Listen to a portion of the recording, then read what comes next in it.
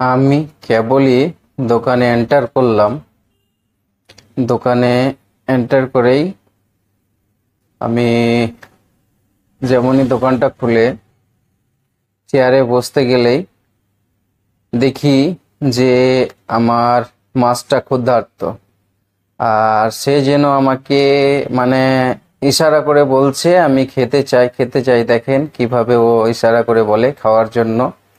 আমার সাথে ও কথা বলে, কথা বলার মতো কথা বলে, খেতে চায় ও। আমি বুঝতে পেরেনি ও খেতে চাইছে। দেখছেন কিভাবে ও আহ, সাড়া দিচ্ছে খাওয়ার জন্য। এগুলো ওকে খিদা লেগেছে। বুঝতে পারা যাচ্ছে খিদা লেগেছে ওকে, তাই ও এত ছটফট করছে আর ইয়ে করছে। তাই আমি দেরি না করে ওর খাবার নিতে চলে গেলাম।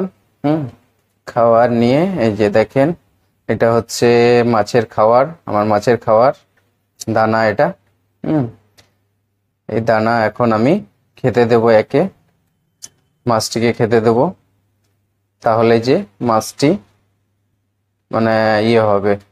তাই আমি কিন্তু দেরি না করে প্যাকেটটা খুলে মানে মাছটিকে খেতে দিলাম।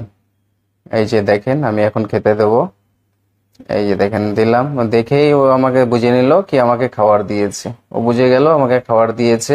আমি যেমনই খাবার দিলাম বুঝে গেল খাবার দিয়েছে। এখন ও কি সুন্দরভাবে, দেখেন কি সুন্দরভাবে ও খাবে এখন। উপরে এসো, উপরে আছে, হ্যাঁ এই যে দেখো কি সুন্দরভাবে খাচ্ছে ও, কি সুন্দরভাবে খাচ্ছে।